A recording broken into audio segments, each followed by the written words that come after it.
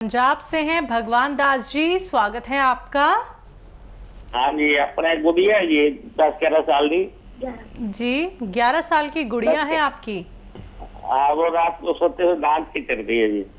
रात को सोते वक्त दांत सोते हुए दांत खिचड़ती है, ठीक है, जैसे ठीक है। चढ़ करते हैं। ठीक हाँ है, जी। ठीक है जी। इनको एक दवा आप दीजिए। और वो दवा क्या है? कैल्शियम। किसी भी सूरत में कैल्शियम की कमी को पूरा कर दीजिए इनके। और कैल्शियम की कमी पूरी कर देंगे तो इनके दांत ये जो किचकिचाते हैं वो ठीक होना मुमकिन है। अगले कॉलर हैं दिल्ली से दयावती जी, स्वागत है आपका। नमस्कार मैम। जी नमस्कार। नमस्कार भाई साहब। जय हिंद, आदाब, स्वागतम, वेलकम। हमारी बहन के लिए वेलकम। बताइए क्या हाल है आपके? हाँ ठीक है भाई साहब। भाई साहब मैं ये पूछ रही थी, थायराइड की दवाई खाते हैं तो उसके बाद नाश्ता मतलब कितनी देर में खाए? आधे घंटे बाद। और एक ये सवाल है कि जो मैं ये धनिया, सौंफ, सौंठ और नमक जैतून मिला कर जिनको भी देती हूँ ना, उनको मतलब ये यूरिन में जलन होती है ना, उनको बहुत फायदा हो रहा है बहुत जी। और सही बात है। एक सवाल ये है, जैसे अभी आपने बताया आँखों के लिए, आँखों में थोड़ी सी जलन सी ना मेरा भी हो जाती है, तो ये एक आधी ये मुंडी बूटी का मैं भी खा लूँ? ठीक है, ठीक है। और क्या सवाल?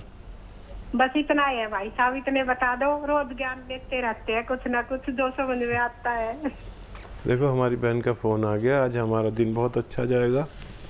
और मुंडी बूटी आप ले सकते हैं और कोई भी ले सकता है। एक मुंडी बूटी खाएंगे तो 1 साल तक आँखों के जो मौसमी बुखार, वबाई इमराज रोग होते हैं ना, जो मौसम के साथ आते हैं, किसी की आंखें लाल हो गई, किसी की आँखों वो वायरल कुछ फ्लू चलता है, आँखों का फ्लू चलता है तो पूरे इलाके के इलाकों को हो जाता है। एक आदमी दूसरे को देख लेता है तो उसकी भी आंखें लाल हो जाती हैं। तो 1 साल में 1-2 तो सबको खा ही लेनी चाहिए। मैं भी खा लेता हूँ। इस साल भूल गया हूँ लेकिन आपने याद दिला दिया तो मुझे भी खानी होगी। अब क्या सवाल था? थायराइड की अगर कोई दवाई ले रहा है तो खाना कब खाना चाहिए? आधा घंटे बाद ले लें तो ज़्यादा मुनासिब होगा। और एक सवाल था इनका। हाँ जी, धनिया, सौंफ और सौंठ और जैतून का जो नमक होता है यूरिन में इन्फेक्शन के लिए, तो वो तो बना के प्रचार प्रसार कर रही हैं। हाँ देखिए, आपको तो सब तजर्बे हो गए, शायद मेरी बराबर तजर्बे हो गए। ये जिनको पेशाब में जलन होती है मर्दों को कम और महिलाओं को ज़्यादा होती है, तो इसकी 1-2 खुराक से ही हमने देखा अपने अनुभव में कि उसमें आसानी हो जाती है। महिलाओं को ये बहुत ज़्यादा प्रॉब्लम रहती है। इसके अलावा देखो सिस्टर, ये एसिडिटी, कब्ज़ में तो फ़ायदा कर ही रहा है और गैस में, और ये थायराइड में भी दे सकते हैं। और जो यूरिनरी इन्फेक्शन है उसमें दे सकते हैं, जिसकी क्रेटिनाइन बढ़ जाती है, यानी हमारी किडनी में गंदगी की एक लिमिट है 1 पॉइंट। इससे ज़्यादा बढ़ जाए तो हम किडनी के मरीज़ हो जाते हैं और फिर हमें डायलिसिस क्या क्या कराना पड़ता है। वो लोग भी ले सकते हैं इनको।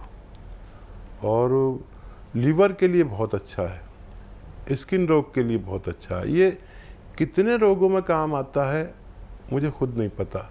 कभी कभी तो कोई मरीज़ मुझे बताता है कि मैंने इसमें ये ले रहा था तो मेरा ये भी ठीक हो गया। तो इसको आप नोट करके रखें, बहुत काम का नुस्खा है और आप जिसको भी दे रहे हैं उसको फ़ायदा हो रहा है। वैसे ये असली चूरन है और दूसरे लोग ना जाने क्या क्या मिला के दे देते हैं, लेकिन ये असली चूरन है। सुलेमानी चूरन कहते हैं इसे। आप याद रखना, मेरा नाम सुलेमान है, इसे सुलेमानी चूरन कहते हैं। असली दवाएं मिल गई तो फ़ायदा होना मुमकिन है। अगली कॉलर है पंजाब से लता जी, स्वागत है आपका। नमस्कार मैडम जी। जी नमस्कार। नमस्कार वीर जी। आदाब, जय हिंद, वेलकम। भाईजान मेरे 3 सवाल हैं। मैडम जी 3 सवाल है, लिख लो आप, है ना जी। मैडम? एक ना भाई है, उसको शुगर भी और जुकाम, खांसी, नजला इसके साथ में जल्दी रहती है, उसको क्या क्या दें? और एक हम जो आपने मुंडी बटी बताते हो, उसको चबाकर खाना है? चबा के नहीं, और निगल कर खाना, निगल कर। साफ्ती को? हाँ, साबुत ऐसे मुंह में रख के और निगल के खाना है। भाई अगर किसी को साथ में कब्जी हो, उनकी आंखें लाल रहती हैं और खुजली होती है, तो उसको कब्जी भी है, उसको क्या दें फिर? मुंडी बटी दें और क्या दें? और एक सवाल और है भाई मेरा। भाई एक सवाल ये है कि जो उनाव वाला नुस्खा है इम्यूनिटी बढ़ाने के लिए, जिसको खट्टी चीजें नहीं सिखाती और ठंडी चीजें नहीं सिखाती, हम उसको दे सकते हैं? ठीक है।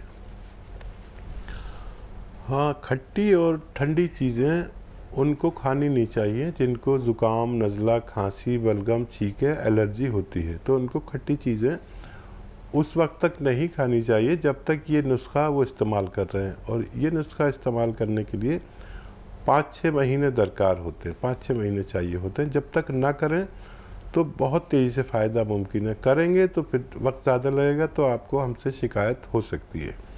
मुंडी बूटी वाला आपने जवाब दे दिया हकीम साहब। इनके एक भाई हैं जिनको शुगर है और नज़ला ज़ुकाम रहता है। हाँ देखिए, शुगर का तो इलाज करना ज़रूरी है, लेकिन शुगर वाले खट्टी चीज़ खाते हैं, वो नज़ले वाले खट्टी चीज़ खाते हैं तो उन्हें नहीं चलती अक्सर। तो जैतून का सिरका नहीं दे सकते इन्हें, अगर नहीं चले तो इनको जामुन का गोंद आधा ग्राम 2 बार दिया करें दिन में, इससे ज़्यादा ना दें। ये दरअसल बहुत तेज़ होता है। अक्सर आपने देखा होगा कि हम जामुन अब आने वाली है, मेरे ख्याल से अभी आ जाएगी या आ गई होगी, तो हम 200, 300 रुपए की जामुन खा जाते हैं। शुगर वाले तो बहुत ज़्यादा खाते हैं और सोचते हैं इससे फ़ायदा हो जाए, लेकिन बहुत मामूली सा फ़ायदा भी होता हो तो मुझे इत्मीनान नहीं होता। इसी का एक गोंद आता है जिसे जामुन का गोंद कहते हैं, असली ले लें और आधा ग्राम खाने से पहले, आधा 1 घंटे पहले खा लिया करें। इसे ज़्यादा ना खाएं, काफ़ी तेज़ होता है। एक आधा ग्राम में, इसके गोंद में 2 किलो जामुन की ताकत होती है। इससे ज़्यादा कभी ना खाएं। तो मैं फिर से बता दूं कि ये आधा ग्राम में 2 किलो जामुन की ताकत होती है। और वैसे ही असरात इसके हैं कि जैसे आपने आधा ग्राम खा लिया तो 2 किलो जामुन खा ली। अब 2 किलो जामुन तो आदमी खा नहीं सकता, तो उतना ही फ़ायदा करता है ये, लेकिन आधा ग्राम से ज़्यादा ना लें और 1 या 2 ही बार लें और खाने से पहले लें तो फ़ायदा मुमकिन है। और सवाल? जी, एक सवाल है इनका कि कोई है इनके घर में जिनकी आंखें लाल रहती हैं और कब्ज़ की शिकायत है। आँखों के लिए, लाल के लिए कोई और भी दवा ले सकते हैं, एलोपैथिक डॉक्टर को भी दिखा सकते हैं। और एक आता है, देखिए, कब्ज़ के लिए पहले लीजिए, कब्ज़ के लिए सौंफ, सौंठ, ज़ीरा, अजवाइन, धनिया, मेथी। सौंफ, सौंठ, ज़ीरा, अजवाइन, धनिया, मेथी, ये 6 चीज़ें 100-100 ग्राम ख़रीदें। और नमक तो आप जानती हैं, इसमें जैतून का 1 चुटकी 1 चम्मच में मिला के इन्हें खिलाएं कब्ज़ के लिए। और चिलगोजे का गोंद आधा ग्राम रोज़ाना रात को खिलाया करें, पानी से या दूध से खाना खाने के बाद, तो इनकी आंखों को भी फ़ायदा होना मुमकिन है। अगले कॉलर हैं दिल्ली से राजेश जी, स्वागत है आपका। हेलो। हाँ मैम जी, नमस्ते। नमस्कार सर। आदाब, जय हिंद। आदाब सर जी, बताइए। अरे सर 2005 में मेरे हो गई थी पथरी गुर्दे में। वो 37 mm की थी, तो मैंने ऑपरेशन कराया था। तो उसके बाद में फिर मेरे अब पथरी हो गई। तो पथरी हो गई थी, तो फिर मैं दवाई खाता रहता हूँ, दर्द होता रहता है। ठीक है जी। तो देखिए, एक हम नुस्खा बता रहे हैं बहुत कामयाब, आप समझ लें तो बहुत अच्छा है। पथरी जब तक रहेगी, जब भी अपनी जगह से हिलेगी ज़रा सी भी तो तकलीफ़ देगी, और इसके निकलने के लिए हिलना भी ज़रूरी है। तो दर्द हो तो दर्द की दवा आप खा सकते हैं, और कोई दवाई नहीं है जो आप खाएं और दर्द ठीक हो जाए। पथरी पाउडर बन के निकल जाए, इसके लिए एक नुस्खा है, और नुस्खा ये है कि ये जो होता है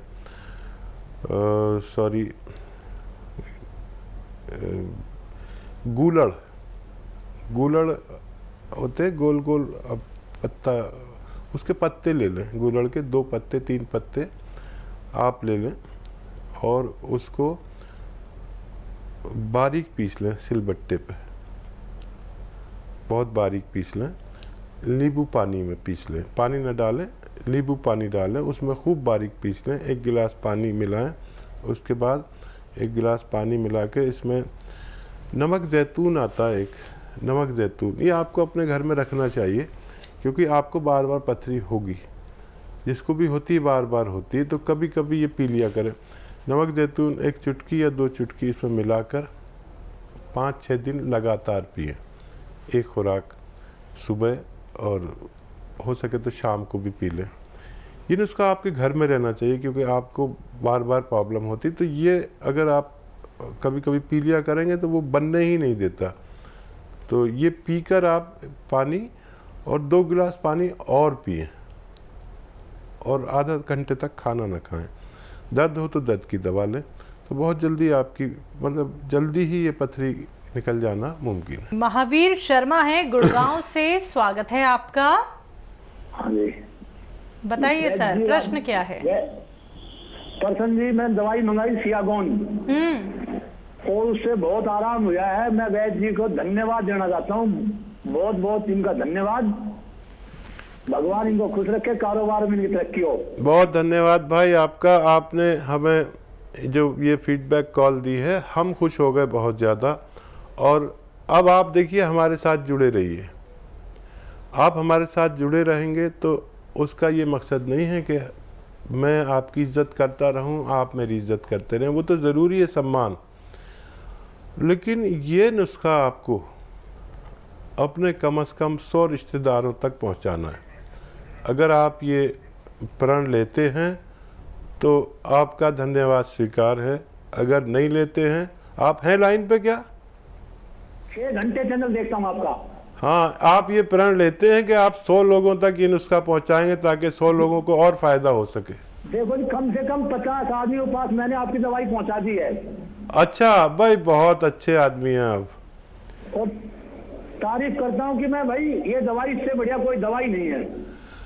आप यकीन करें भाई, देखिए, मैं जो भी नुस्खा आपको बताता हूँ वो लाखों बार जब आजमा लेता हूँ तब आपके पास पहुँचाता हूँ। बस मैं ये चाहता हूँ कि मेरा कोई भी भाई जैसे आप हैं, वो उससे अगर लाभ उठाएं तो सिर्फ अपना लाभ उठाकर ना बैठ जाएं, फिर वो सबको होना चाहिए लाभ, जो भी आपकी तरह 10-10, 20-20 साल से तकलीफ़ में, हर घर में वो लाभ पहुंचना चाहिए। हर घर को उस दवा की पहचान होनी चाहिए, हर घर को के पास एक डायरी होनी चाहिए, ताकि अगर मैं कल को नहीं भी रहूं तो आप सेवा करने वाले मौजूद रहें, आपके बाद कोई और रहें, और ऐसे ये सिलसिला चलता रहे, और ये सब कुछ ख़त्म हो के लोगों को कुछ पता ही नहीं है। हर घर में एक जानकारी हो, जितना मेरे पास ज्ञान है आप तक पहुंच जाए, ये मेरी कोशिश है। इसी साल मैं रिटायरमेंट लेने वाला हूं, मुझसे जो भी नुस्खे पूछने हैं पूछ लीजिए, और जितना प्रचार प्रसार करना है कर लीजिए। फिर उसके बाद मैं नहीं मिलूँगा। आपका बहुत धन्यवाद कि आपने फीडबैक कॉल दी।